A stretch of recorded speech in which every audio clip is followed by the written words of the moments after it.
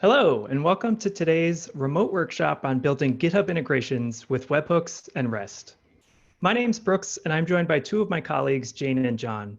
We're part of the ecosystem events team where we manage GitHub's webhook infrastructure.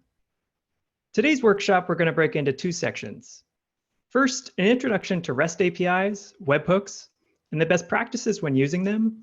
And in the second half, we'll be live coding an integration that uses webhooks in our REST API to build a live updating changelog hosted on GitHub Pages. Anytime that a pull request is merged into our repository, it'll update the changelog based on a set of criteria. It's super neat, and I'm really excited for Jane and John to share this with you all. So to start, let's kick it off with a brief introduction, or perhaps reintroduction, to the idea of REST APIs. REST APIs are a way of programmatically getting data. They allow us as developers to fetch information from a server. Now, there are many different flavors of REST APIs in the world, but today I'll be talking specifically about HTTP APIs. So let's take a moment and dig into the concept of HTTP, specifically what we call the request response lifecycle. In HTTP, everything starts with a request, and it's composed of two main parts. First is a verb, and it specifies the operation that we'd like to take against the API. It signals whether we'd like to fetch information, update something, or maybe even destroy it. And second is an endpoint. It's an identifier that allows us to specify which part of the API that we'd like to interact with. In this case, we're making a request to GitHub's REST API, asking for information about the currently authenticated user. Now, when we make our HTTP request to the server using that GET and going to the /user endpoint, the request makes its way across the internet to one of GitHub's servers, and then it starts to fulfill our request. It does this by pulling information that it has about the currently authenticated user. Once it's computed the response, the server packages it up and it sends it back to us over the internet. In this case, the response that we receive is in a format called JSON, JavaScript Object Notation. And that's the default format that you can expect from all of GitHub's REST API responses. Now, JSON looks something like this, where we have keys on the left and values on the right. We call the objects in a response a resource, and they're comprised of a particular domain, like a user, repository, or issue. So how do interactions with APIs work in practice? Well, one thing that we could do is use a command line tool called curl, which is included in most modern operating systems. But outside of testing and development, we're often not using the command line to interact with APIs. More often, we're using what we call client libraries, and they come in many different flavors. It might look something like this in Ruby, where we first instantiate a new Octokit client, where Octokit is the name of the client library. And then we call the user method, and we get the information about the currently authenticated user, just like we were doing with curl. Or perhaps your language of choice is JavaScript. In this case, we include the library, and then we use the users and get authentication functions to make the API request behind the scenes. Client libraries abstract away the interactions that we make with an API in the language of our choice. Now, REST APIs are fundamentally based on a pull model, meaning that we, the consumers of these APIs, need to pull the data from the server. We have to go out and we have to ask for it. Because of this, it's hard to achieve a real-time experience in this model. We need to constantly request from the server whether or not there were any updates. If we wanted to, every few seconds, we could pull the API. Have there been any updates to this pull request? And the server responds, nope, no new updates, go fish. Maybe a few seconds later, we pull again. Again, the server says that there haven't been any updates to the pull request. And maybe on the third time around, there was an update to our pull request. So the server responds with the new HTTP status code, signifying the response was successful, along with the data. When taking a polling approach, it's not only a waste of resources, but you'll quickly run into rate limits. Rate limits are in place to ensure the stability of the overall API platform. Now, there are a few things that we can do to increase API rate limits, like, for example, making sure that we're using authenticated requests. But ultimately, rate limits prevent us from creating a real-time experience through REST APIs. So this all sort of begs the question, what would the inverse model look like? And that's where webhooks come in. Webhooks flip the idea of a REST API around. We go from a flow that looked like this with the REST API, where we were the ones making the request to the server, to now having GitHub send requests to us. Anytime that an event happens on GitHub that we've previously expressed interest in, it'll send us a request. You'll notice that there's a new HTTP verb, a post, and it carries along a JSON payload with the information about the event that happened on GitHub. Now we as the server need to do our part and respond to GitHub the same way that it was doing for us in the REST API example. We have to return a sensible HTTP status code. So let's dig into the anatomy of a webhook. The first part of a webhook are HTTP headers, and these are a way to specify metadata about the request. For example, the user agent header identifies the GitHub server that's sending the request to us, followed by the version of code running on the server. This is a helpful tool to include in support requests that you have with GitHub related to webhooks. Next is the X-GitHub delivery header, and it's a unique identifier of the event that took place on GitHub.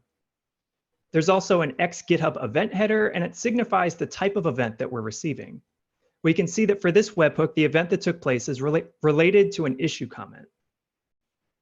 Now, just like in our REST API example, we have a JSON payload, and it includes a variety of information about the event. In this case, we can see that a new issue comment was created, who the author was, and the contents of that comment. Now, it's worth pointing out that I omitted a significant portion of the payload just to save space for slides. In reality, you get a ton of information about the event and all of its relationships. You can always expect a similar convention to GitHub's webhook payloads, including the resource the event took place on, the sender, and the target. So I had mentioned before that webhooks are only sent if you previously subscribed to events on GitHub. When subscribing to events, there are a large number of options to choose from. For example, if you want to build a CI server, you might only be interested in events like push, status, and check run events. These are things that are related to code and the lifecycle around them. For example, the push event is triggered anytime that someone pushes code to a repository. Say, for example, you wanted to build a real-time project management integration. You might be more interested in events like issues, pull requests, and project events. And for when you're uncertain about what you may need, GitHub provides what we call a wildcard event, which will send you a webhook for all supported event types and any additional events that we add in the future. Now, there is one caveat in that webhook subscriptions need to be installed on a target that you have access to. One target type is an organization, which means that any organization-specific events will generate webhooks along with any repositories that belong to that organization. Or you can install webhooks on a repository target, and it will only send events that take place in that repo. There are a variety of other targets that webhooks can be installed on, including GitHub apps. So how do we actually create these subscriptions? Well, the easiest way is using the UI, but this also can be done programmatically via the API. In the settings page of any organization or repository, you'll see an option to create new webhook subscriptions. Here I'm creating a new repository webhook for the Evil Bee Swinnerton user. It'll receive a webhook anytime that an issue or issue comment event happens. There's also a few requirements for receiving webhooks. First, you need a web server that's always listening for these requests from GitHub. If you're not listening, GitHub will attempt to contact your server, but it'll eventually time out. And second, you'll need an address on the internet that GitHub can actually reach. Things like localhost won't work because from a computer's perspective, localhost is always a reference to itself and not something that other computers can resolve. That's where tools like ngrok come in and make it much easier to test webhooks on your own machine. ngrok works by creating a public address that you can send webhooks to, and then it forwards those requests directly to your machine. It also adds a ton of handy features around seeing what requests are coming in, as well as the ability to redeliver those requests. All right, on to our last section, the best practices when receiving webhooks. These can be broken up into three main themes, and the first is the theme of resiliency. It's important to respond to webhooks as quickly as you can in your applications. And what I mean by this is to make sure that you avoid any blocking calls in areas of your code that receive webhooks. Now, there's a few reasons why this is important. The first is that GitHub has a 10-second timeout. When a webhook is sent to you, you must give a response within 10 seconds, or else GitHub assumes that you're not listening and it'll just give up. The second reason you should respond to webhooks as quickly as you can is because you want to be able to grow with an increasing number of events that you might receive. If your application takes a long time to respond and you're getting an influx of events, it can result in a request backlog and you might end up dropping valuable webhooks. The next best practice is in the theme of resiliency, and it's to be defensive about the order of events. Almost all events that are sent by GitHub are in order, but you may find that a very small percentage of the time you receive events out of order. Do your best to be tolerant of these out of order events. The next theme of best practices is security. Because we're running a server on the internet that's publicly accessible, we need to make sure to keep security in mind when receiving these webhooks. The first tool in our toolbox to make our application secure is to verify that requests are authentic and actually from GitHub. We can do this using a technology called HMAC and a little bit of pre-configuration. But before I show you how to configure this, let me talk about what this protects against. Because our server is running on the internet, there's nothing really preventing someone malicious from pretending that they're GitHub. If someone's able to determine the address of your application, they may try and send requests to it, or worse, impersonate GitHub. This could cause you to assume that an event happened on GitHub, but when in reality, it didn't. There are a few ways to defend against this, but one of the most popular ways is using HMAC signatures. With HMAC, you create a secret that only you and GitHub know about. I've used a simple ABC password in this diagram, but it's important to use a secret that's not easily guessed and something that you don't share with anyone other than GitHub. Right before GitHub sends a request, it looks at the payload and it computes a signature based on the secret that you provided and that only you and GitHub know about. It then takes that signature and it places it in the xhub signature header. When you receive the webhook, you can check the headers and cryptographically verify that the signature is correct and was created using the secret that you provided ahead of time. This verifies that the payload hasn't been tampered with and it's authentic from GitHub. In order to configure this, you can simply add the shared secret to the secret field when creating a webhook. Another popular way to verify that webhooks are only coming from GitHub is to allow requests from certain IP addresses. At GitHub, we publish all of the IP address ranges that we send webhooks from in the meta endpoint of our REST API. If you decide to whitelist IP addresses, make sure to regularly update them based on the results of this API endpoint. We try to avoid modifying this list, but it does happen from time to time.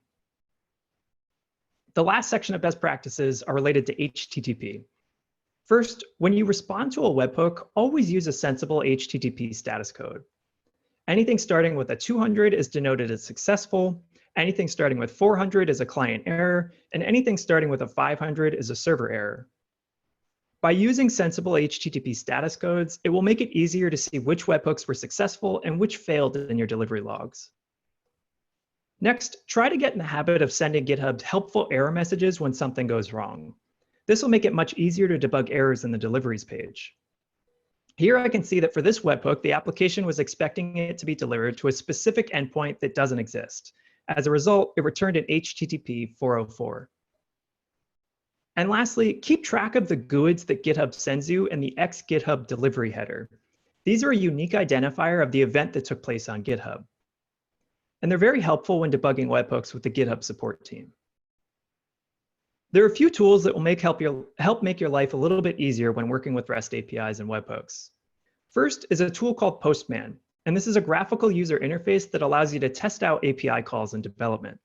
You can save these calls, add variables, and replay them anytime that you'd like. But if you find Postman a little bit heavy-handed, you can always fall back to command line tools like curl and JQ. JQ is a way of querying JSON data. In this example, I'm fetching the meta endpoint from GitHub's REST API, and then I'm selecting the first results of the hooks array of that response. In terms of webhooks, we saw ngrok earlier, but one of the coolest parts about it is the user interface that shows you a list of all the requests that you've received, as well as a button to redeliver them. There's also some other great tools for receiving webhooks without forwarding support, like SME, RequestBin, and HookBin. So now that we have a base understanding of REST APIs, webhooks, and the best practices when using them, let's put it to use with the workshop. I'll turn it over to Jane to kick it off. Hi, thanks, Brooks. Yeah, so today, Brooks kind of already teased this, but today we're going to be building a changelog application together.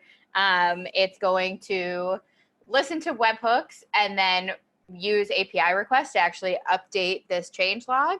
And the application is actually going to be hosted on GitHub Pages, so that's even another bonus feature. Yeah, so the point of today is less about the actual changelog application itself and more about how to develop and test with webhooks, how to debug webhooks, how to make REST API calls via client libraries. The one we're going to use today is Octokit. And we're also going to go over some of the best practices that Brooks already mentioned. Great. These are some of the things that you're going to need today. The one that I want to point out first and foremost is Docker. Please have Docker running on your computer if you plan on following along. I should mention that like this is going to be recorded and the Slack channel is going to be open after, even after we finish the demo. So if you do just want to watch us go through it, that's totally fine. And then you can attempt to do this yourself later. But if you do want to do it with us, you are going to need Docker running. So I would, if it's not running right now, start it up right now. The other little help hint I guess I'll give is that you should maybe have your terminal and editor side by side. We're going to be switching back and forth between the two of them quite a bit. So yeah. Yeah. Oh, also, I think I'll just mention that everything that we're doing here is written down inside the repository, the Webhooks with REST repository in the workshop MD file. So if you do want to do this later and you just want to follow along while we're doing it right now, that's totally fine. You should be able to refer back to that and get the steps there. All right. I guess we'll kick it off. John is going to share his screen. John today is going to be my lovely assistant and be my hands to pull rabbits out of hats and whatnot. Do you want to say hi, John, or no? Hello, everybody. I was looking at the unmute button. Sorry about that. That's okay. Cool. Okay, so yeah, the first thing everybody should do is open this repository. But before we even get started on the workshop itself, let's take a look at the final product that we're going to be aiming for. So we already have a GitHub page hosted for this repository. John's going to switch over to it for us. Beautiful. This is a static site hosted by GitHub Pages. There's one entry in this changelog already. And the way that we're going to add entries to the changelog is every time a pull request with certain criteria that has certain criteria is merged, we will update the changelog with those changes. So we also have a demo PR open already. Here's our demo PR. So I'm just going to point out some things on this PR. So the first thing is the label. You can notice that there's a documentation label on here.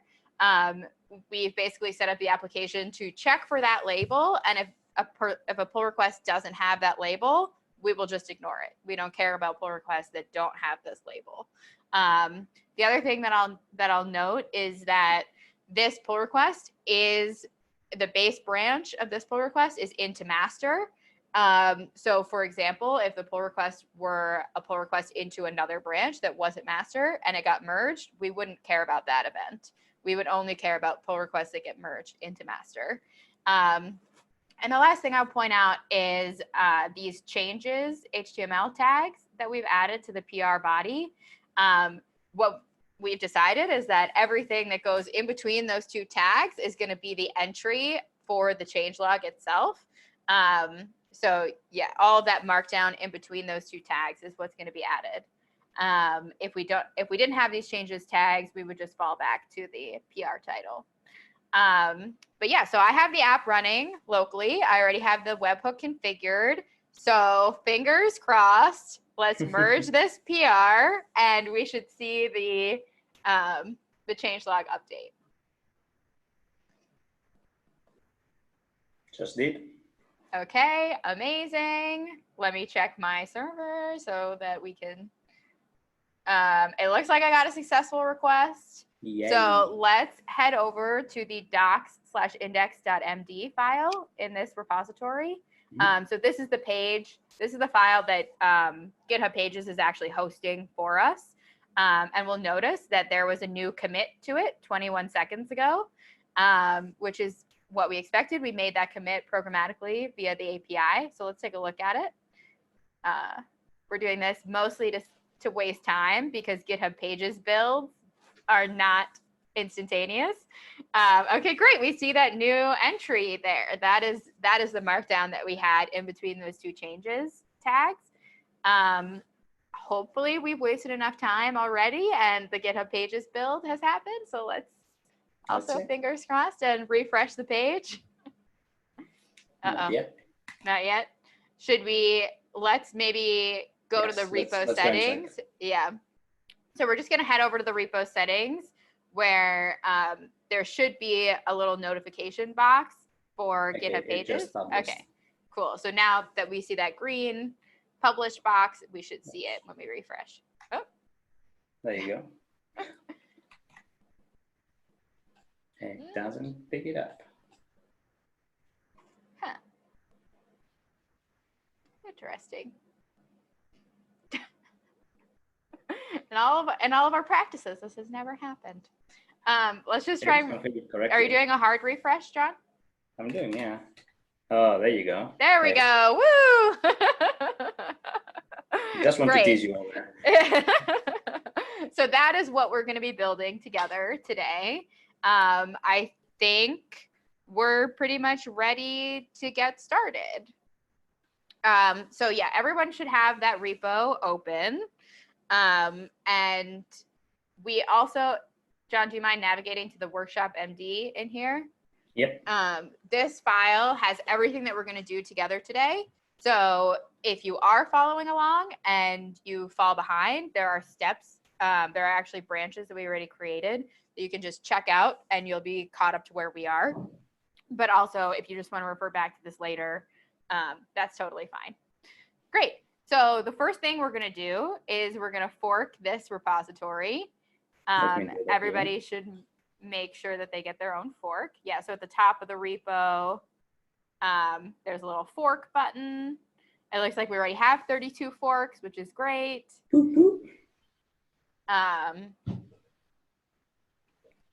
Great. And then we're going to clone it once it's forked. And when we clone it, we are going to remember to cd into the directory.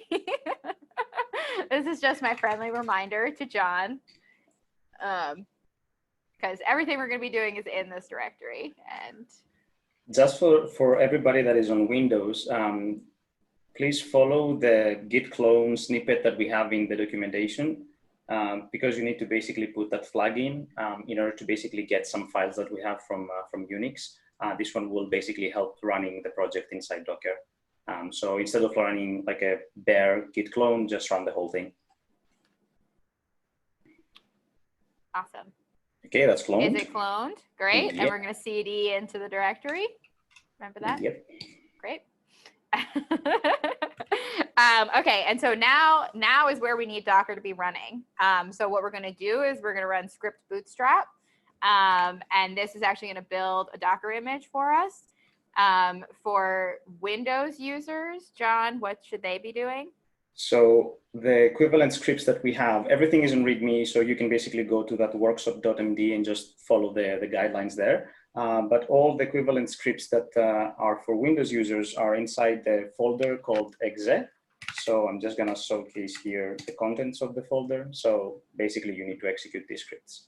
Great. And the scripts are all named the same things as what we're going to be running. So when we do a script / whatever, you guys do the equivalent.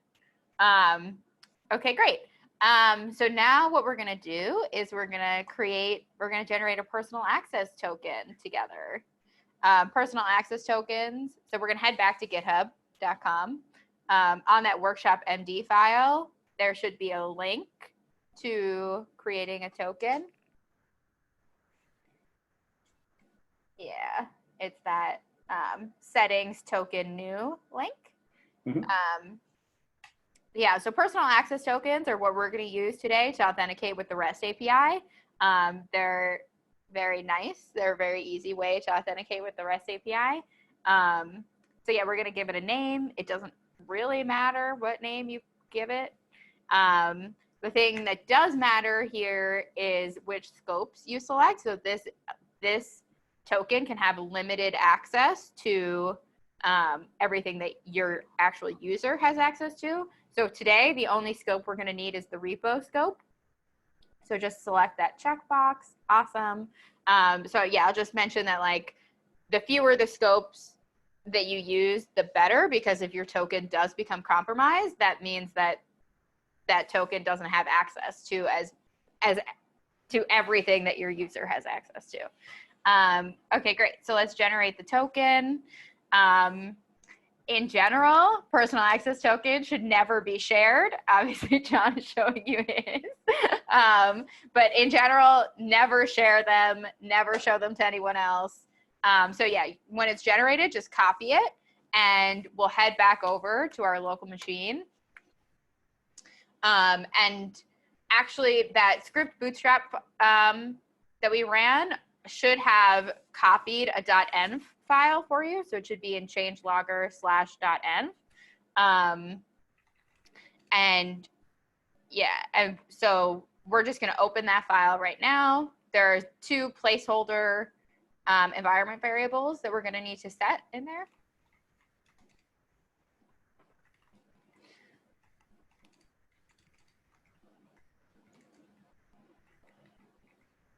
Great.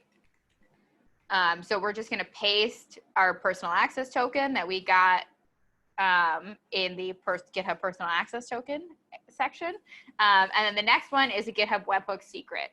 As Brooks already mentioned, these generally should be very unique and very random and long and more secure. But for today, we're just going to use any string that we want that we can easily remember, because we're going to configure a webhook with this in a few seconds. Awesome. John chose the name of his adorable dog, Bruno, our team mascot. Very rememberable. Okay, so let's save this file. And something that I also just want to mention is that that .env file is already get ignored, but please be very careful and never, ever, ever check either of those values into a Git repository. You do not want to be sharing these with anyone. Okay, I'm going to take a pause right here and see if we have any questions that we need to address, or just give everybody a few seconds to kind of catch up to where we are. I think we're good. Good pacing. So far, Okay. so good. We've seen in the Slack. Okay, cool. Okay, so then the next thing that we're going to do is we're going to enable GitHub Pages for the forked repository. So we're going to head back to the repository on github.com. Great. And we're at the top of, yeah. Oh. Let me just close this tab. Yeah, just close that tab. At the top of the repo page, you should see a settings tab. And when you click into there, you should be able to just scroll down to the GitHub Pages section.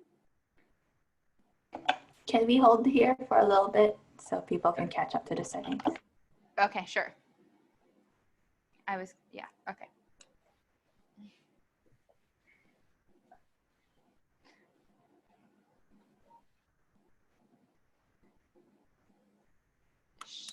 Are we clear to go? Or Can you show again like how to get to the settings page? Oh, yeah, so we sure. can keep going. Sure. Yep. So this is my forked repo. On the top bar, we have the settings page there. We just click on it. We stay on the options page, and then we just scroll down. I think 4th element that we have there, or 5th, is GitHub Pages. So just want to say and that. something to note is that you should be doing this in the forked repo, not in the original repo. You will not have access to the settings tab in the original repo. So, okay, are we good to continue? I think so, yeah. Okay, great. So once we're here, the only thing we're going to select is that source dropdown. It should say none, and we're going to click that little button. And then we're going to choose the option that says master branch / docs folder. We already have a docs folder with an index.md in this repository. So this is what GitHub Pages is going to host for us. you should see a notice that says GitHub Pages source is saved. And John, do you mind scrolling back down?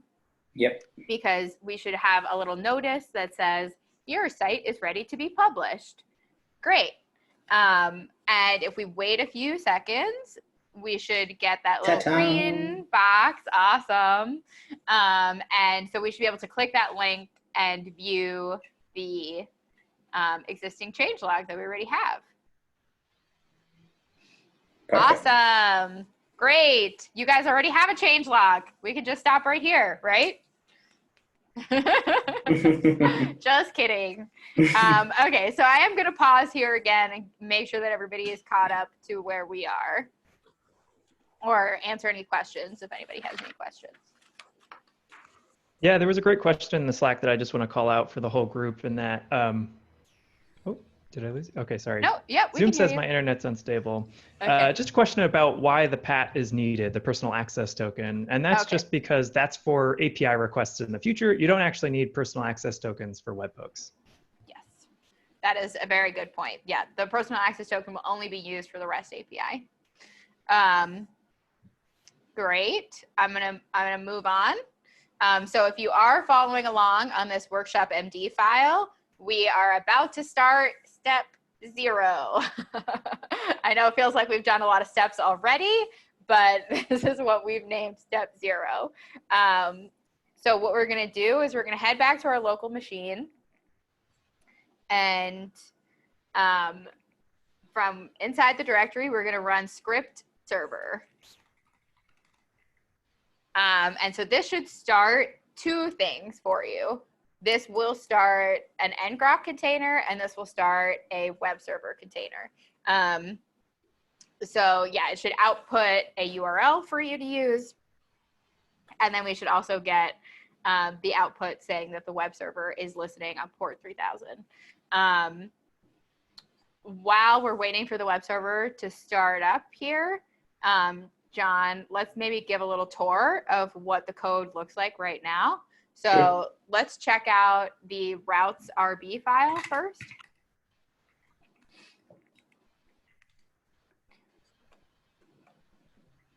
Awesome. Okay, so we can see that this application already has 2 routes. One of them is a get route. If your server is already started and you just go to localhost 3000, that's the route you're going to hit. And then the second one is a post route. Brooks already mentioned that all webhooks make post requests. So we are able to listen for those post requests at the webhook, so that webhooks # create denotes that it's the webhooks controller and the create method inside that controller that request will be routed to.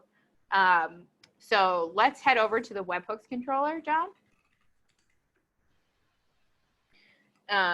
Awesome. So in here, you can see that we already have a lot of things. And for the most part today, we're just going to be uncommenting things together. But what's already uncommented is this create action, which is what the route is going to be routed to. And then we're just going to have puts to the server log, hey, we got a webhook. Great. And then we're going to also print the relevant headers that we care about. These are the webhook headers. So other things that are uncommented in this file already are this payload method. So params is like a helper method that Rails gives us that just that basically returns a hash of all of the params that get sent through the request. And we know that the only key that we care about in those params is the webhook key. Rails puts everything for the webhook controller inside the webhook key. So the entire payload will be in the webhook key. And then we have this error method that's just gonna, when we do have errors, it's gonna just print out that line that says webhook invalid with a message, and then it's gonna render a 422 status code for us. We're actually not using that quite yet, but we will soon. Okay, great. So it seems like our server is running. Great. So let's head back to the repository. And I think most of us should probably still be on the repo settings page. But if you're not on the repo settings page, please navigate back to the repo settings page. So yeah, that would be, John, do you mind scrolling up? That'd be at the top of the repo, that settings tab. Great. And then once you get there, on the side menu bar, there's a webhooks option. So you should click into there. And then we're going to click add webhook. Great. So this first field is pretty self-explanatory. We're just going to paste that URL that we got when we started our server. Let me paste that. Yeah, let's go back and copy it again. Make sure that it's at the top of our clipboard.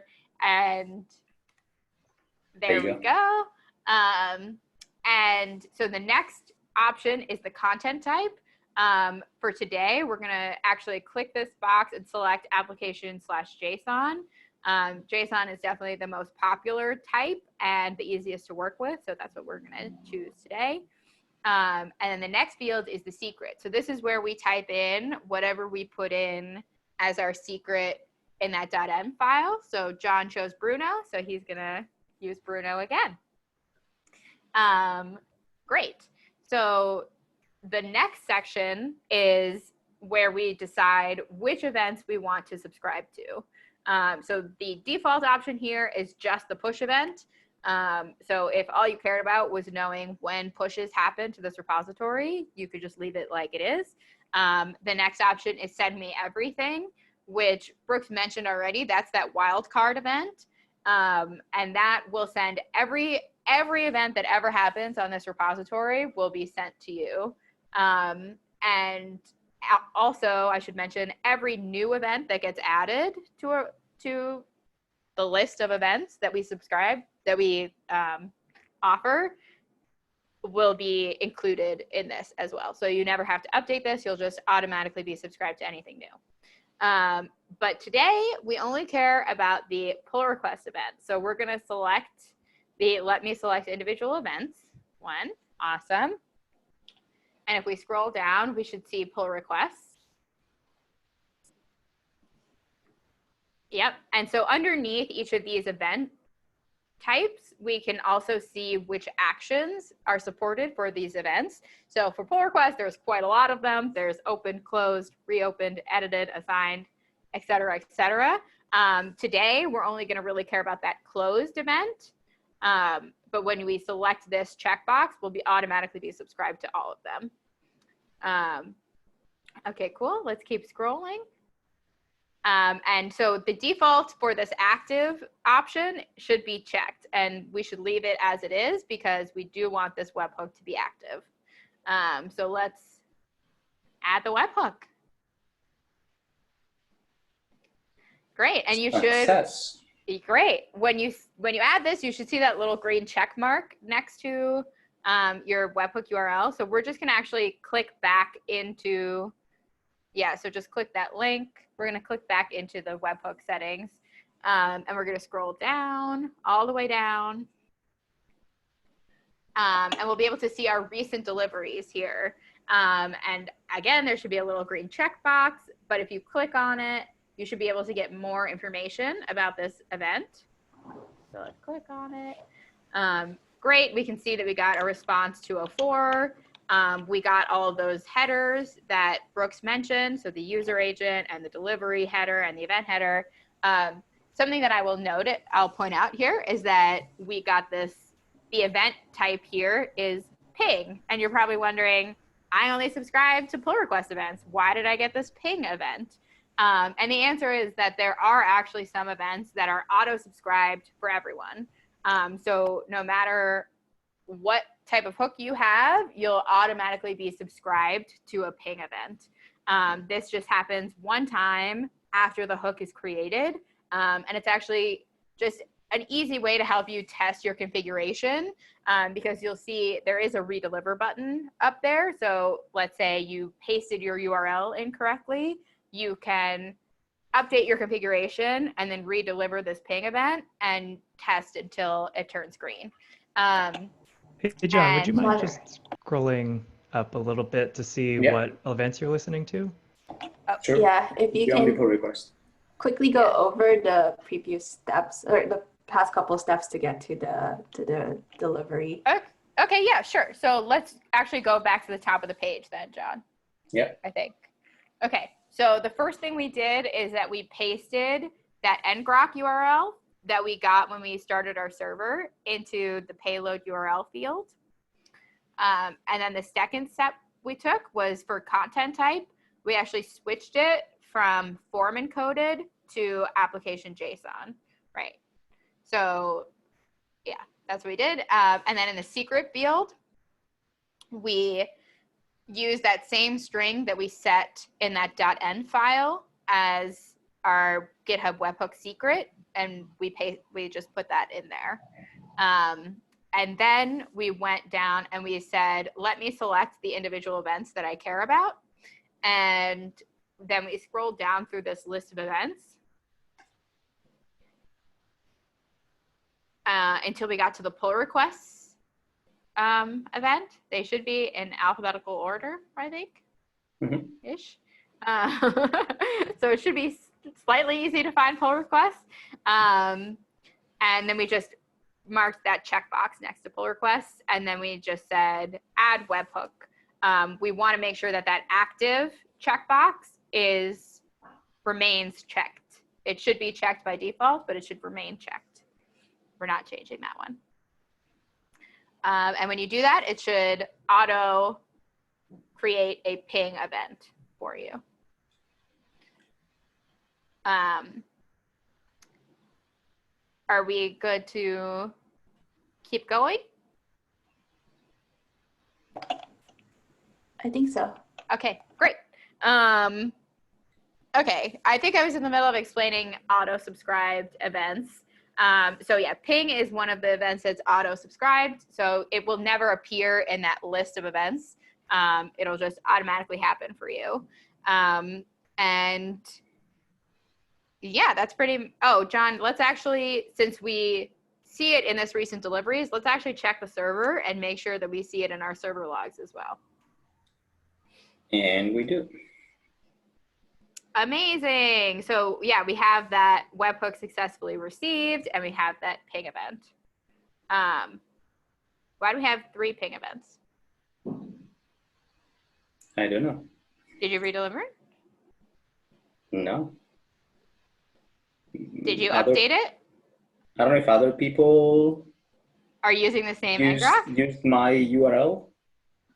Oh, yeah. Everybody should be using the ngrok URL that was generated for them when they started script server. Yes. So you should use whatever that thing outputted for you. Should we just regenerate a new one really quickly so that? I mean, it's fine. Like we can. Okay. We can I think it's clear going to that be out, confusing to have other events if they are coming in.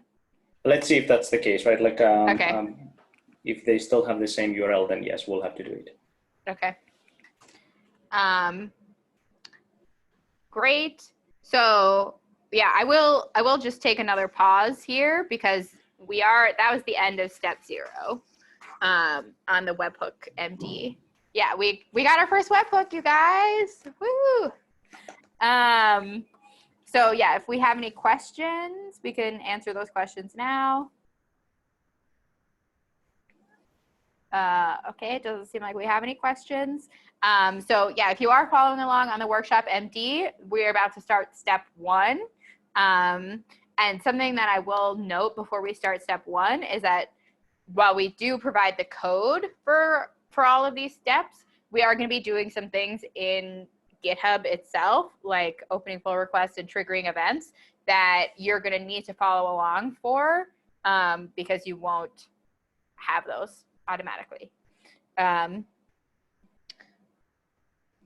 Great. So yeah, let's go back to our webhooks controller. That's where we're going to be doing all of our code today. So the first thing that we want to point out is that we don't actually care about any events other than the pull request event. So what we're going to do is we're going to filter anything that comes in as not a pull request event. So yeah, there should be a before action on line 5. That is truly line 5, right, John? Okay, great. On line 5, there's a before action called that calls the verify event type method. Before actions, I guess, yeah. Before we jump into this, this is a Rails application. This is Ruby. I know not that Ruby and Rails is not everybody's first choice.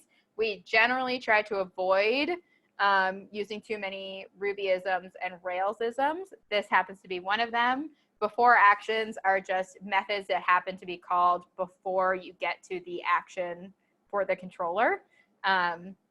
So this will run before we even get to the create method.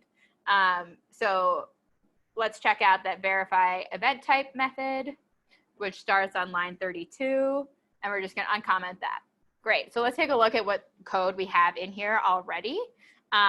So first what we're going to do is we're going to take that X GitHub event header and assign it to a variable.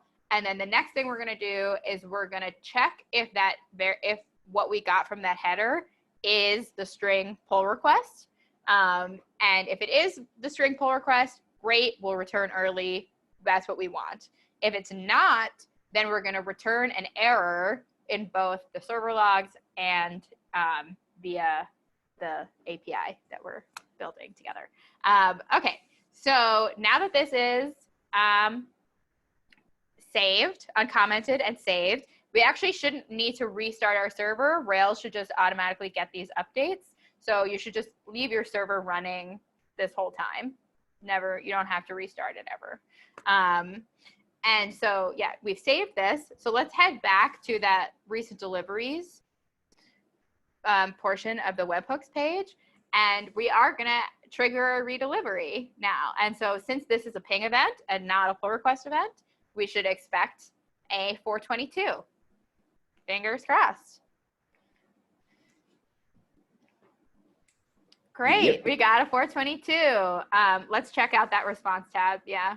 So this tab shows us everything that we returned. These are all the headers that we returned and the body that we returned. And so we have that string unallowed event type ping. Great. And if we head back to our server logs, we should see basically the same thing. Great. Unallowed event type ping. Amazing. I am going to take a pause here and see if there are any questions, or just let everybody get caught up to where we are. Yeah, 2 things I think we can follow up on. We're curious where the redeliver button is. Oh, okay. That's one thing. Okay, so John, let's head back. So John, let's refresh this page so that it's just. So let's take it from settings. Like when you visit settings, what happens? Yeah. Okay. So if you go to the settings tab, then on the side menu there should be a webhooks tab. So you should click into that webhooks tab, and then there should be one webhook already listed in there because you've configured it. So you just click into that one, or you can click that edit button all the way to the right. And then on this page, you should be able to scroll all the way down to the bottom. And you should see a list of recent deliveries, of which there should only be one entry.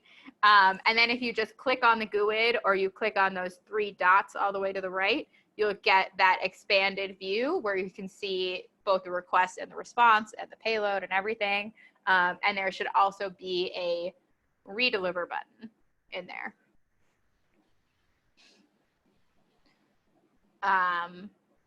Was there another question, Brooks?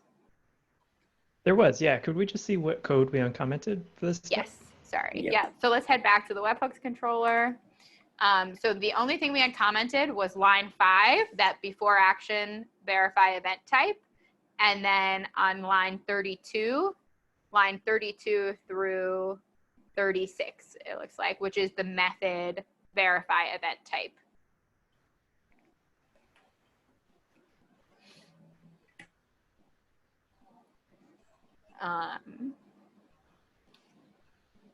Are we all good? Should we continue? I got a thumbs up, so I'm going to So, continue. yeah. Okay, great. So the next thing that we're going to need to do is we're going to need to, because we only care about pull request events, we're going to actually have to open a pull request on this repository. So we're going to head back to github.com, and we're going to head back to,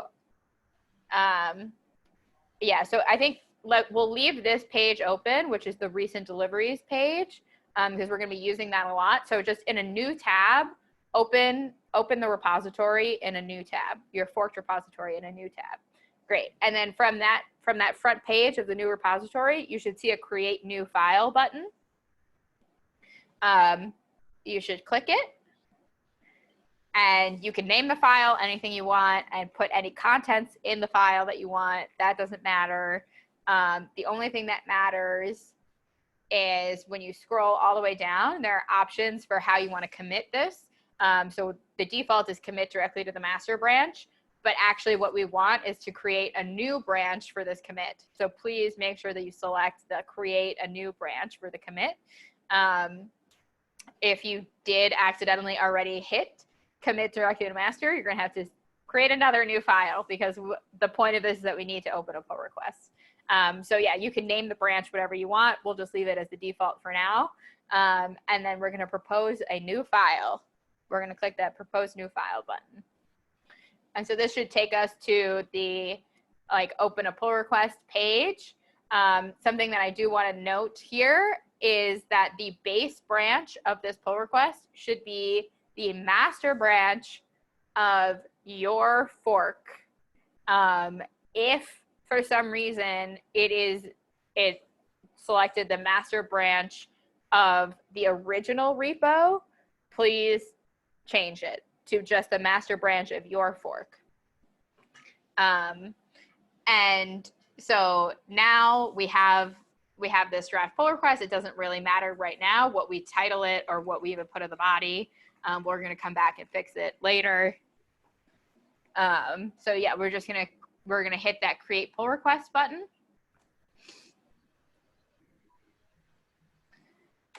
Awesome. And then we're going to head back over to the tab that shows us our deliveries, our recent deliveries, which we should still have open. Yeah, we'll refresh that page. And we should see a new delivery, and we should see a green checkbox next to it because it is, John, do you mind clicking into it? Yep. And we'll be able to see that this is a pull request event. So we were able to match that string, and so we passed that filter that we already added. Great. I am going to take another pause here. I know we just did a bunch of stuff, so. I think Slack's a bit quiet. Okay. Okay, everybody's caught up. Okay, great. So the next thing that we're going to do is we're going to head back to our webhooks controller. And so on line 8, the first line of that create method, we're going to uncomment that line. And so that line says return error unless labeled. So the idea here is that we only care about pull requests that have that documentation label that I pointed out before. If it doesn't have that documentation label, we don't care about it. So once we uncomment that line 8, we can scroll down, and on line 38, we should see the method itself, and we'll uncomment the whole method, so 38 through 42. Great. And John, before we actually go through this method line by line, let's actually just put in a binding.pry really quick here. Okay, so binding.pry, for those not familiar, is just a breakpoint that we can put into our code. And so when we trigger a redelivery, we'll be caught in the breakpoint, and we can just examine what we have. So John, do you actually mind? Yeah, let's. You can redeliver, right? Yeah, let's redeliver the opened, the pull request opened. So that's the last event that we Yeah, got. so the last event that we just did, it has the action opened. So we're just gonna redeliver that one.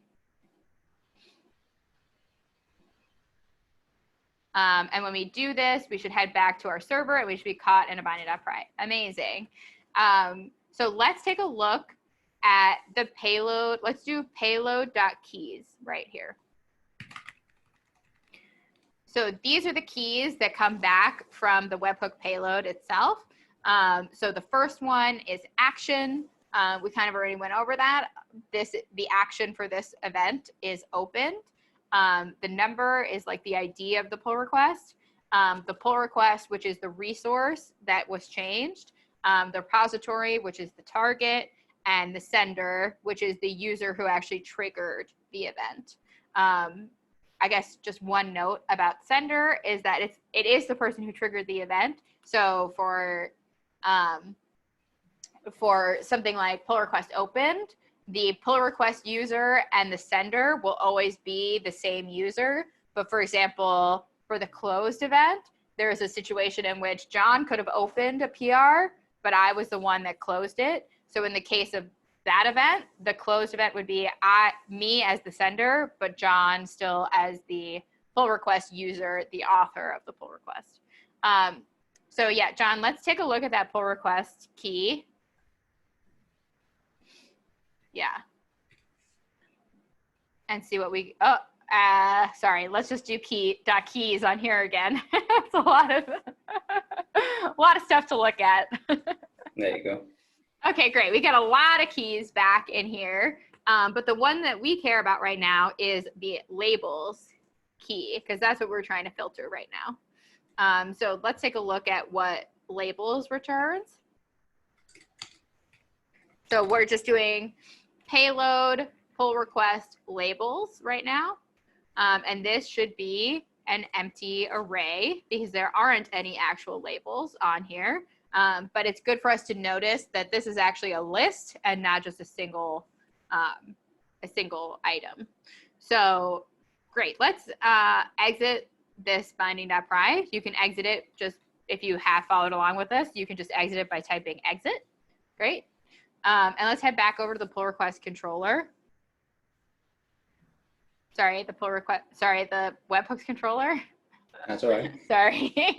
Let's get rid of that binding.pry and take a look at what this labeled method is doing. So we're gonna search in the pull request labels, which returns a list. We're gonna ask if there are any labels with the name documentation. That .any method is going to return true or false, whether or not the condition was met. So the condition that we're using is if there is a label with the name documentation here. So yeah, John, if we head back to our recent deliveries, we'll notice that this one did time out. That is to be expected because we had that binding.pry in and we didn't respond quickly enough. I think Brooks already mentioned that GitHub has a 10-second timeout. So if we don't respond within 10 seconds, we'll see this service timeout error. And so let's just redeliver this event now that we have the label filtering. So what we should expect here is a 422 because there is not a label that matches documentation. Great, let's check out that response tab and make sure we get the right error. Great, webhook invalid, not labeled. Great. So now let's head back over to that pull request that we made. Yeah, we should be in another tab. And then on the right-hand side, there should be an option for labels. And if you click it, you should be able to add the documentation label. Great. So yeah, just click it, make sure the label is added. You should get a little note in your pull request timeline saying that the documentation label was added. So if we head back to the recent deliveries tab, we should be able to refresh and we should see a new event in here that has a green check mark. And let's take a look at that one. This one is a pull request event that the action is labeled. And if we scroll down, we can look at that labels key. There we go. And we can see that there actually is an item in this list, and that one item has a name of documentation. So that's why we were able to pass that filter. Great. So I'm just going to take another pause here and see if we have any questions or if we need to go back and cover anything.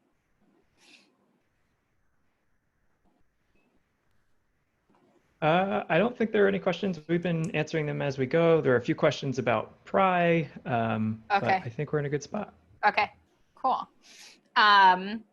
Great. So the next thing that we care about is the action. So we don't actually care about when a pull request is opened or when a pull request is labeled. The only action that we care about is when a pull request is closed.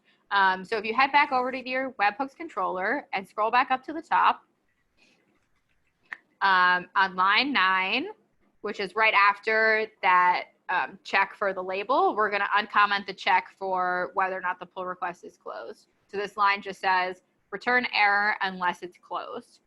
So let's take a look at that closed method, which is on line 44 through 46.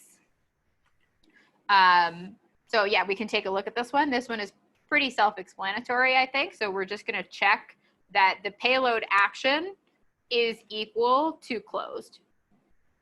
Pretty easy. So John, let's head back over. Let's actually head over the server. Let's clear those logs. So John has been clearing the logs using Command K, which I think should work for most people, but maybe not everyone.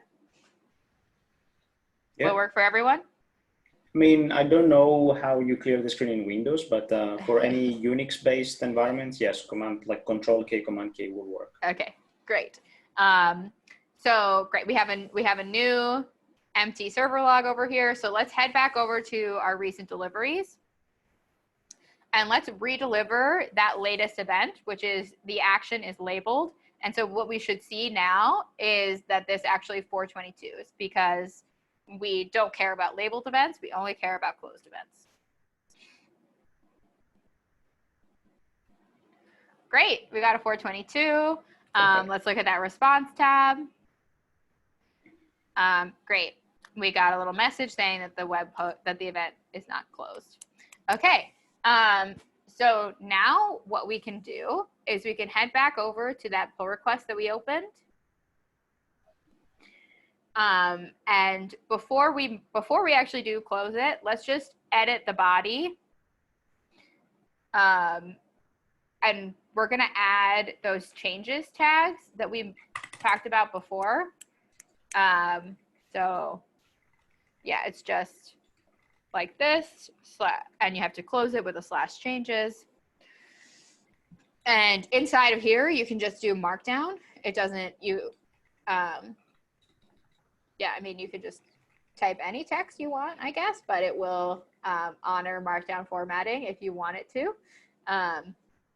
Awesome, great change log entry. Thank you, John. And so we're just going to update the PR body here. We're going to click update comment. Let's just head back to our recent deliveries and just notice that that actually also triggered a webhook event. So yeah, let's refresh. And we should see a new event at the top. And if we click into that, it should be red because this also does not have an action of close. It has an action of edited. So that's fine. This is expected. But John, maybe let's clear our server logs again, just so that it's clean for when we do actually merge it. Great. Okay. So we're going to head back over to GitHub, and we're going to head back over to our pull request, and we get to merge it now. Click that button. Oh my God. Click that button. Click that button. Done. Great. It's merged. And so if we go back over to our recent deliveries, just gonna refresh. Yep. we should see a new event and it should be green. Yay! So let's just click into it really quickly, John. And we'll show that this is a pull request event and the action came in as closed. So that's why it passed that filter that we added. Great. I will take another pause here and see if there are any questions, comments, concerns. Yeah, let's pause here for a second. I see some folks typing. Okay. But so far, so good. This is exciting. Yeah. Let's actually look over, John, if you don't mind, let's look at the server logs while we're waiting and just show them that we should have seen a webhook successfully received in our server logs for this one. Great.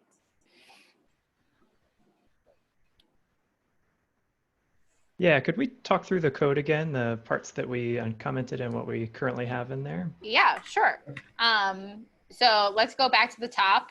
So should we start from the very beginning, Brooks, or? I think just for this section, but it might be beneficial just to call out what's commented and what isn't. Okay, so what we commented just now is that line 9, but the line above it, line 8, should also be uncommented. And also 2 lines above that, line 5 should also be uncommented. And then if we scroll down, every line between line 32 and 46 should be uncommented.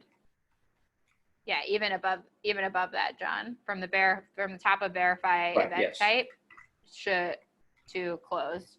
Yeah, so 32 to 46 should be uncommented.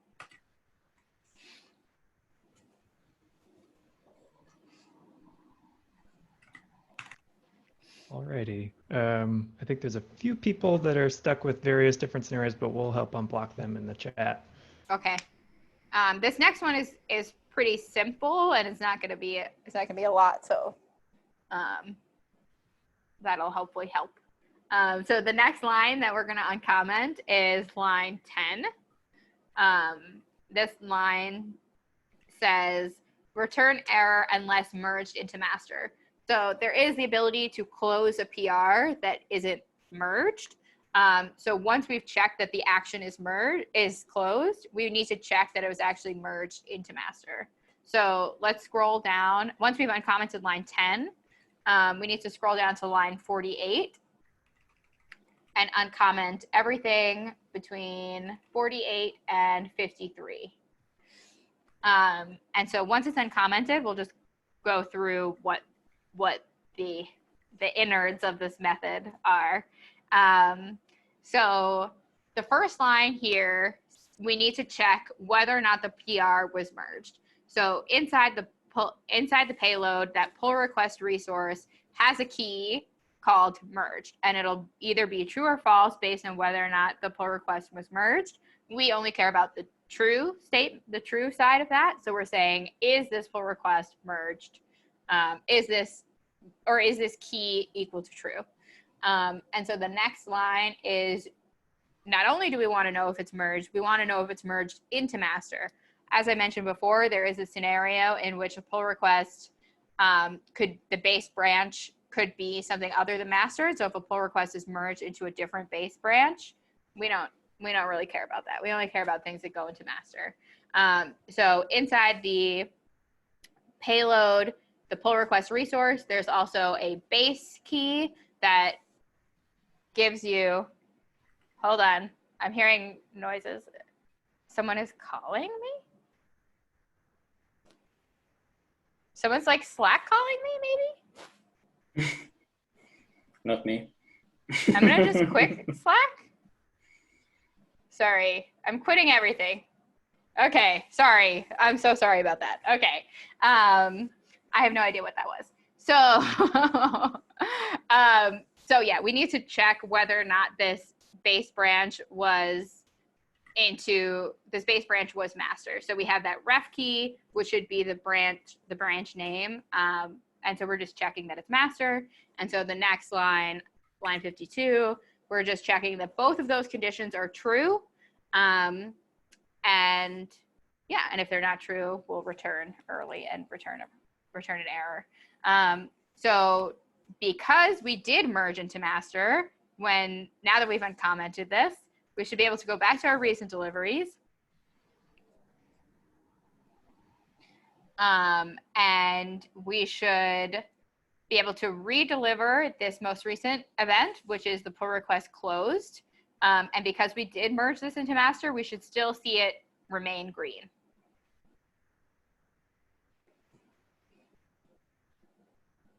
Indeed. Let's just check the server logs and see that we see the webhook success. Yep. Great. So I'm just going to take another pause here because we actually finished step 1. So if you are following along on the workshop MD file, we are done with step 1. And if you have fallen behind or you have some errors in your code or something, what you can do is you can just check out the branch for step 1 and you'll be caught up to exactly where we are because we're about to start step 2. I will just pause and see if there are any questions or anything we should go over before we start step 2.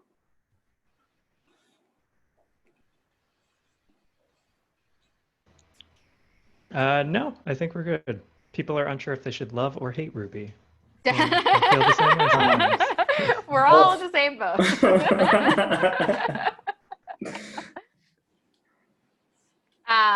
Okay, so we're gonna jump into step 2 now. Step 2 is very short.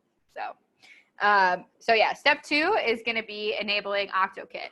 I will just mention that today we're gonna be using the Octokit gem.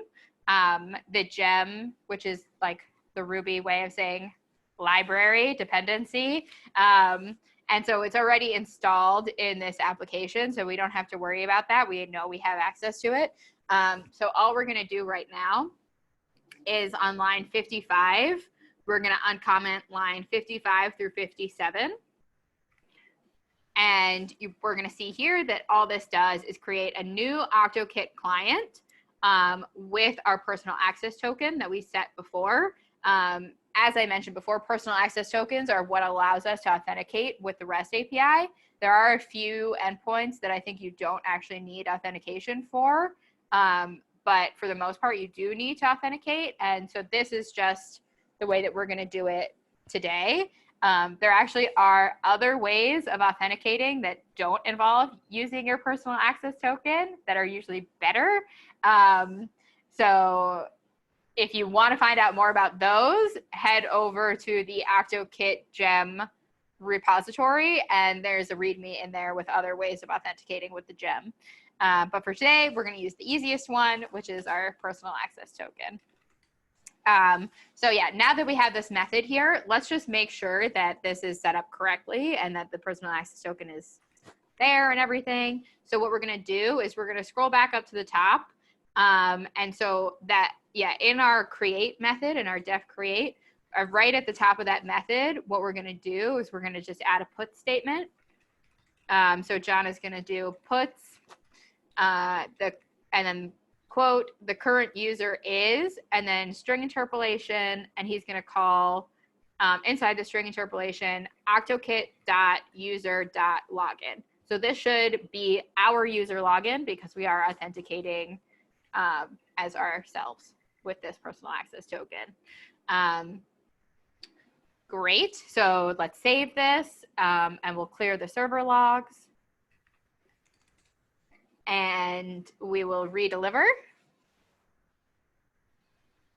So we're just, it doesn't, at this point, it doesn't really matter which event we redeliver because we put it at the top of that method, but we are just gonna redeliver the one that passes, which is that pull request closed one, because it was the most recent one. Great, we should still see a success. Let's go over to our server logs and see if we got, great. So it looks like we printed out the current user is Bruno the pug, the most genius pug in the world. Okay, great. And so now we know that that Octokit client is working as expected. We can get rid of that put statement. We're not gonna need it anymore. Great. I will just take a pause here and make sure that everybody is caught up with us. Okay, great. So that was the end of step 2. As I said, it was very quick. So if you did fall behind, you can feel free to check out the branch for step 2, and you'll be exactly where we are. Could you just very quickly repeat what we uncommented, just to summarize? Yes. So just to summarize, all we did this time is we uncommented the Octokit client, which is lines 55 through 57.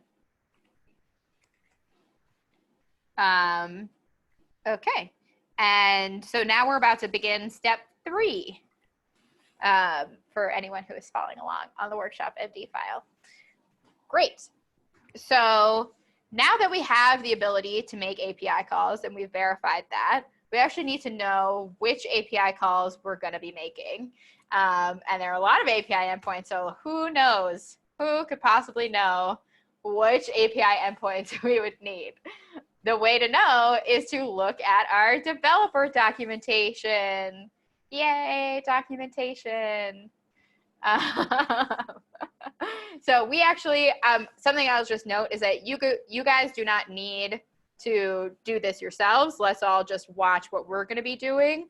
So you can give yourself a little break here. We're just following along with what we're going to do. So we already have the REST API documentation open. And we actually know that the API that we care about is the contents API. This actually lets us fetch and update file contents inside of repositories. So let's just go through the API endpoints that are provided here.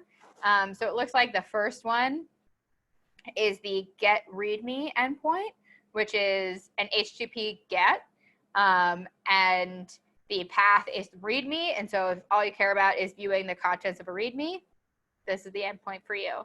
The next one is just a get contents one, which is a get request, but you actually are able to use any path that you want.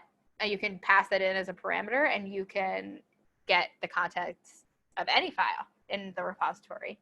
And yeah, I should mention that these docs are actually really helpful. They show you all of the parameters that you can pass in and all of the like example requests and example responses. And so the next endpoint is a put endpoint that also takes a path parameter. And yep, that will update or create a file in the repository. And then the last one here is a delete endpoint that also takes that argument of a path and will delete any file in that path. Great. So today we know that what we're going to need to be doing is we're going to need to be fetching the file contents. So we're going to need to fetch what's already existing in the changelog, and then we're going to need to update the changelog contents with what was existing plus our new entry. So the endpoints that we're going to use, just to go over them again, is that get endpoint where we can put in a path. And this okay. Yeah, I'll just wait for John to scroll up to it. Great, this one is the get endpoint. And then the next one is that put endpoint that allows us to update the file.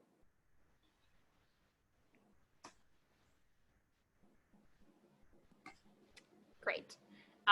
Okay, so now that we know which endpoints we care about, we could, like as Brooks mentioned, if we weren't doing this in application, we could just curl these endpoints and be done. But because we are doing this in an application and we want to do it programmatically, we're going to use the Octokit client. And so let's take a look at the Octokit source code. Great, John already has it open. And so we already know that the only API that we care about for today is the contents API. So John is already in the contents RB file. And so the way that Octokit works is that it actually creates methods for each individual endpoint. So you can see that this README method maps to that README endpoint that we already looked at. And the next method is the contents method, which maps to that get endpoint. And I think I'll also just point out as we're looking at these, that there are comments above each of these methods that tell us which arguments the methods take, which what the return value is of the method. It gives you a link to the documentation, and it gives you an example of how to actually call the method. So pretty useful stuff.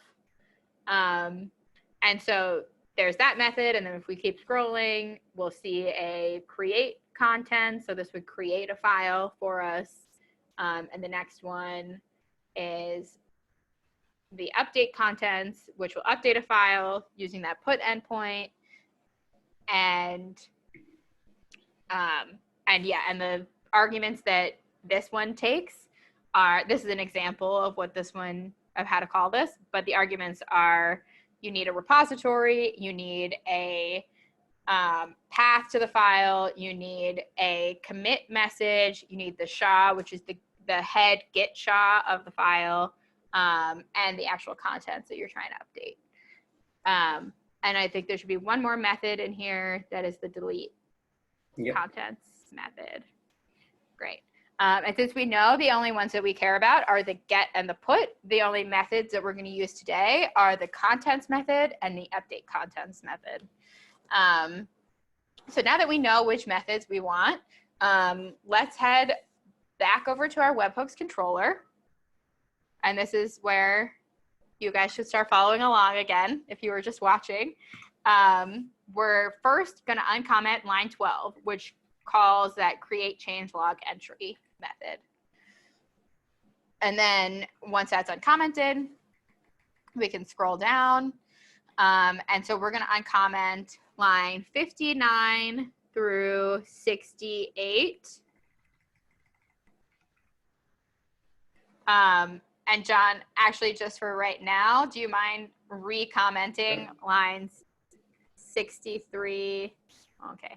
Yeah, so we're just going to uncomment lines 59 and through 61 and then 68. So the only things that should be uncommented, sorry, that was maybe a little bit confusing. The only thing that should be uncommented in this method are the first two lines and the end, which is on line 68.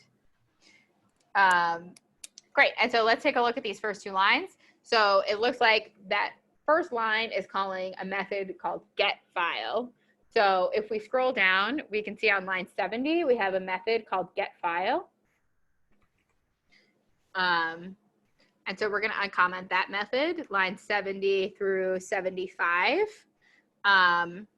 And so this method is using that Octokit client that we created, and it's calling that contents method that we already looked at, which will return the contents of a file. So the arguments that it takes are a repository. And so this is actually a string that is the repository name, what we call name with owner. So for example, this one is, because our username is Bruno the Pug, it would be Bruno the Pug / webhooks with REST would be the repository name.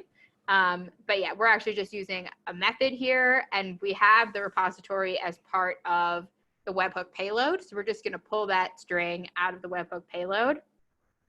So yeah, what we just did right now is we uncommented the repo method, which is line 77 through 79. And so yeah, it just looks into that repository key and finds the full name of it. Great. So now that we have this much uncommented, we're going to add another binding.pry, and we're going to put it right after line 71. So basically, we're going to call the method, which is going to make the API call for us, and then we're going to hit this binding.pry, and we're going to examine the response together. So we should save this, and let's head back over to the server logs and clear them. And we're going to go back to our recent deliveries. And this time, we do want to make sure that we're going to redeliver the most recent event, which is the pull request closed event, because we needed to pass all of those filters that we already added. Great, so we're going to hit that redelivery button. And we should be caught in the binding.pry in our server. Great. So yeah, let's take a look at what response looks like.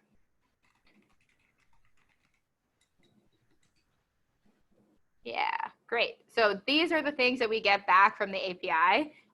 So we get the name of the file, we get the path of the file, we get that SHA that we need. This is the size or the content length of the file, some URLs to view the file, and the actual contents of the file. So because we already know about this API, it turns out that the contents are base64 encoded. So what we're going to need to do right now is decode them. And so Ruby gives us this nice method called decode64, John's favorite method. And when we do this, we get the actual like human readable file contents. And this is exactly what we expect. This is the actual raw markdown of that markdown file. Great. So now that we know we can get the contents and we can get the SHA from this response, we should be all good. We can exit this pry by typing exit. And we're going to head back over to the webhooks controller. And we can remove that binding.pry that we added. So we just removed it.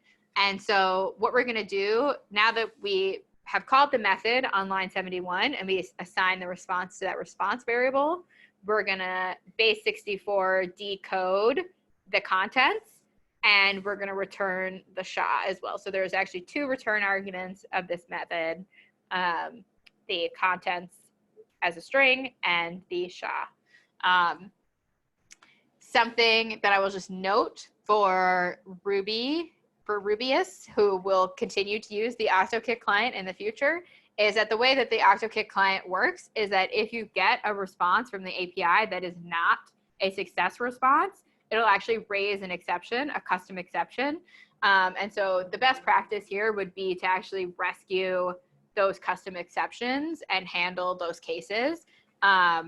Here we're, something like Octokit not found or something. Yeah, something like that.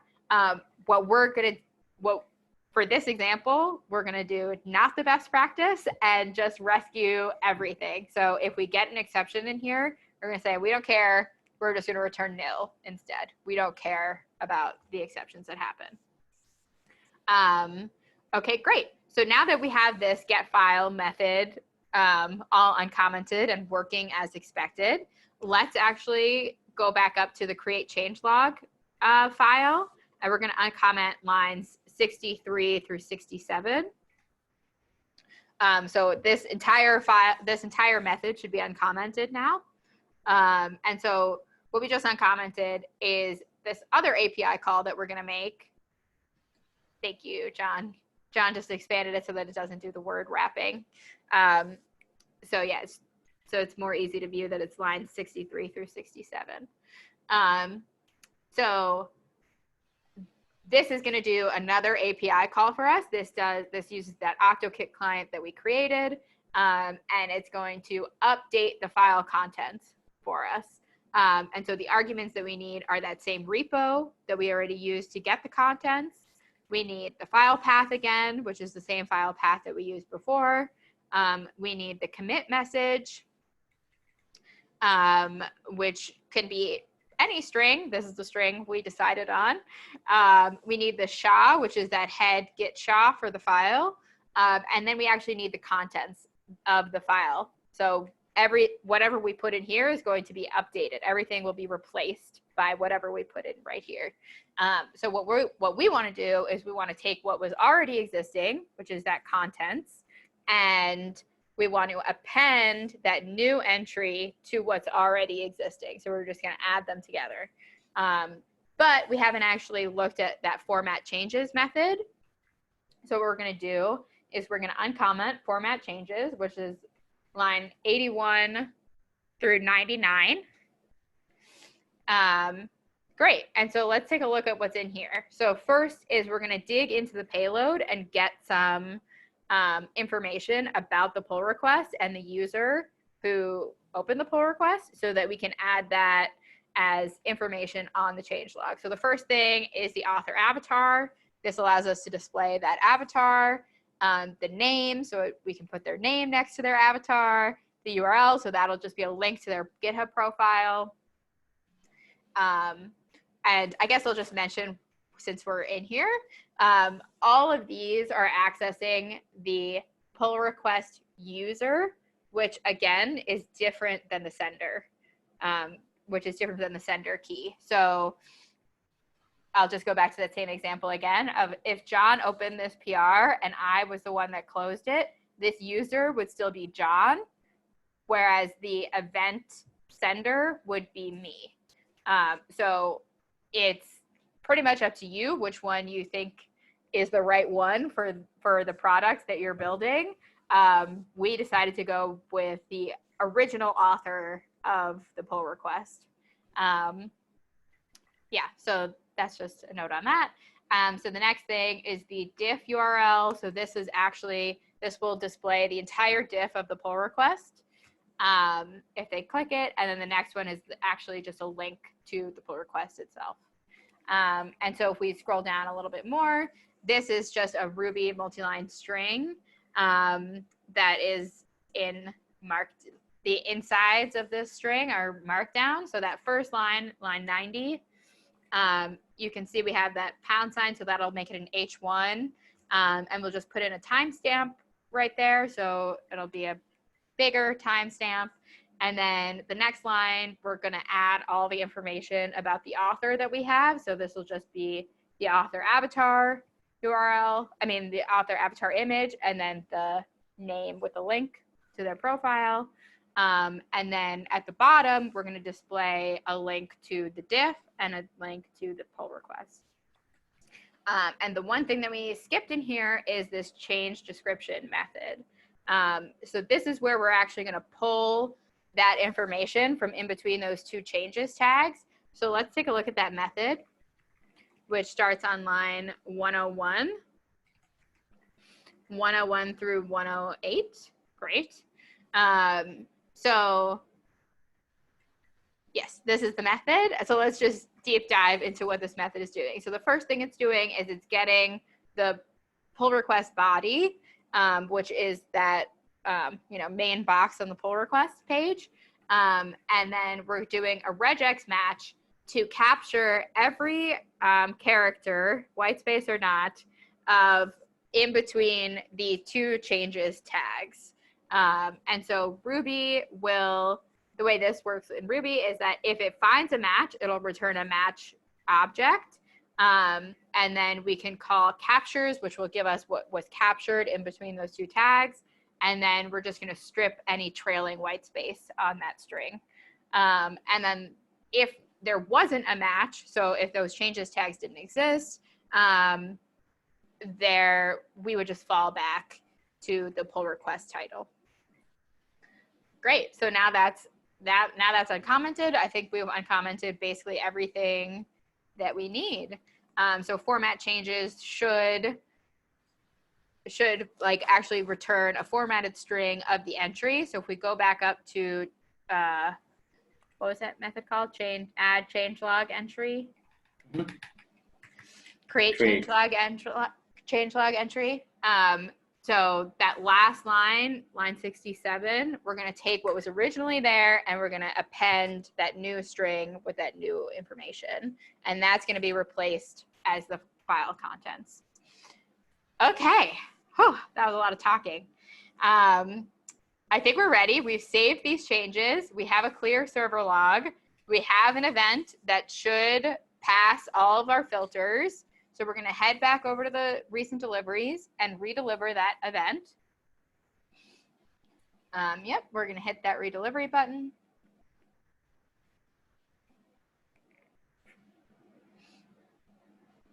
Success. And we should see it be green. Yay. Let's head back over to our server logs. Just make sure that we didn't get any errors. That's us. Great. And so now we should actually see the updates to that index.md file. So yeah, let's navigate back to our forks repository. And let's just look at the files in here. Yeah. So from the main page of the repository, you should be able to go into the docs folder and then the index.md, and you can see it was just updated 1 minute ago. That's great. And we should see that new entry. Yay. Fingers crossed. Great. And it's There is formatted as we expected. It honors the markdown formatting. I think we've maybe wasted enough time now that we can see the GitHub Pages build. Hopefully. Let's see. So we're going to just drum roll. Wow, beautiful. So yeah, we did it, you guys. We built a changelog application. That we are done. We are feature complete on this application. I'm going to take a little pause here and see if there are any questions, comments. I know we just went through a lot of stuff. So there's some typing in Slack. Okay. Let's see what folks, emojis, success emojis. That's awesome. That's awesome. And we're just past the 90-minute mark. So for the last step, we might need to cruise through this bit. Okay, the last step should be pretty fast. Yeah, okay, so I'll just mention again, that was the end of step 3. So if you are following along on the workshop MD and you have fallen behind, you can just check out the branch for step 3 and you'll be caught up to exactly where we are right now. And we're about to start step 4. So great. Let's do this. Let's do it. This is the last step, you guys. So we just wanted to like leave you with some webhooks best practices. We're only going to go over one right now, which is the HMAC signature verification that Brooks already talked about, but we're going to implement it together. So on line 4, there's another before action that you should be able to uncomment, and it says before action verify signature. Just a note about Rails is that Rails does actually run these before actions in order. And since it's possible that the request could be malicious before we check this, we don't want to actually do anything before we check whether or not it's from GitHub, just for security reasons. So that's why we put this one above the other one. And if you scroll all the way back down to to line 110, you should be able to uncomment lines 110 through 120. And we'll just do a deep dive into the body of this method. So the first thing we're going to need is we're going to need that GitHub webhook secret, which we set at the very beginning. And just a reminder, John says Bruno, the adorable pug. And so what we're going to do is we're going to take that secret and we're going to create an HMAC digest of the secret and the request body just as a string. We're just going to read the body as a string. We don't actually want to interact with any of the request body until we have verified that it has come from GitHub. We don't want to access any of the data in there. We just want the full string. And so if there's even 1 byte of difference from what we sent you on the GitHub side, this signature will be completely different and will not match what you get from the header. So the next line, you can see that we do the secure compare. So we take that signature that we generated and we take the signature that we got in that XHub signature header and we compare them with each other. This secure compare method basically will compare every single byte and actually prevents timing attacks. So it won't ever return early. It'll always compare all of the bytes. And so if it doesn't pass this comparison, what we're going to do is we're going to get that X GitHub delivery header, and we're just going to return an error with that GUID. That'll just be helpful for debugging later. And we don't actually, as I mentioned, we don't want to access anything in the request body because this has already been verified as a malicious request. So we only will access something from the headers at this point. Great. So now that this is uncommented and saved, we can clear our logs and we'll head back over to the recent deliveries. And we are going to redeliver that most recent event, which is the pull request closed one. We want it to be able to pass. I guess it actually doesn't, for this example, it doesn't really matter, but we will just do that because it's the most recent one. Great, let's redeliver it. Just a note, this will also add another entry, another duplicate entry to your changelog. That's totally fine. Great, we still got a successful response. That's because when we configure this webhook, we use that same secret. So what we're going to do now is we're going to scroll up on this page, and John's going to change the secret to anything else, and we'll see that it doesn't match. Oh, he's using Jane as his new secret, which is my favorite string. And so, yeah, he just changed that field, and then he's going to click Update Webhook. Great, and you should see at the top the hook was successfully updated, and then we can scroll back down. And something about redeliveries is that it will honor that new configuration on the redelivery. So if we hit that redeliver button, it'll compute a signature with that new secret. So let's hit redeliver. And what we should expect this time is a 422 because it doesn't match the secret that we have set in our application. So we got the 422, we did it. John, let's just quickly take a look at that response tab. Yep. We can see that the body says unable to verify the payload for this event. Great. That is all that we have for you. I'll take a pause and see if we have any questions about this section. But I'll just mention that that was the end of step 4. And so if you want to be where we're at, what you can do is just check out the branch for step 4. Yeah, so if we have any questions, we can answer them, but we're also done now. So I think I'm going to hand everything back to Brooks.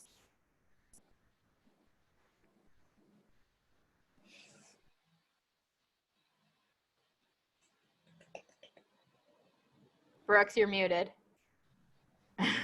Thank you, everyone. Thank you, Jane, for telling me that I was muted. By the way, this is Bruno, the pug that we've been working with throughout this workshop. Feel free to continue any sort of debugging or questions that you have in the Slack. We're going to keep this open until Friday. But thanks, everyone. It's been a pleasure.